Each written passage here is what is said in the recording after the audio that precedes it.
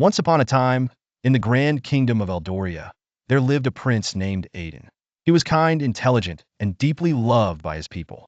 But Aidan often felt restless within the castle walls, yearning to see the world beyond. One fateful morning, a messenger brought troubling news. The kingdom's crops were failing, and people in the far villages were starving. Aidan pleaded with his father, King Orin, to let him help. The king hesitated, but finally agreed. "Go, my son, but remember, wisdom and humility will guide you more than strength." The journey begins. Aidan set off on horseback, carrying only a map, a satchel of food, and his father's old sword. As he ventured into the countryside, he saw the barren fields and hungry faces of his people. Determined to help, he asked the villagers what had gone wrong. "The soil has turned to stone, and the river no longer flows," an elderly woman explained. "They say the forest holds the answer, but none dare enter it.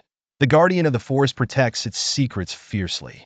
Without hesitation, Aidan decided to venture into the forest. The trials of the forest was dark and mysterious. Shadows danced on the ground as the wind whispered through the trees. Aidan followed a narrow path until he reached a great chasm.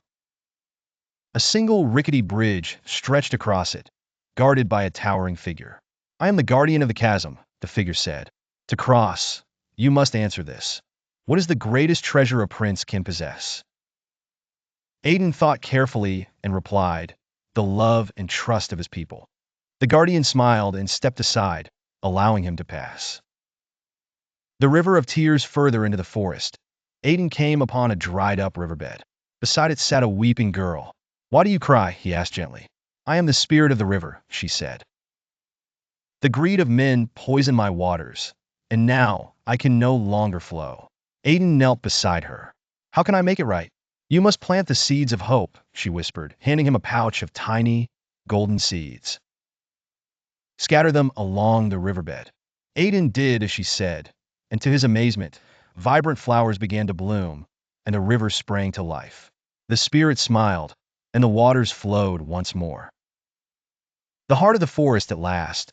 Aidan reached the heart of the forest, where an ancient tree stood. Its roots were entwined with glowing crystals. A booming voice spoke. "You have restored life to the river, but one challenge remains. What will you do with this power?" Aidan knelt before the tree. "I will use it to heal the land and serve my people." The crystals glowed brighter, and the tree gave Aidan a magical staff. "With this, the soil will be fertile once more. Use it wisely." The prince's return. Aidan returned to his kingdom, using the staff to restore the barren fields. Crops grew abundantly, and the river brought life back to the villages. The people cheered for their prince, who had shown bravery, wisdom, and a pure heart. Moral: true strength lies in humility, compassion, and the willingness to serve others.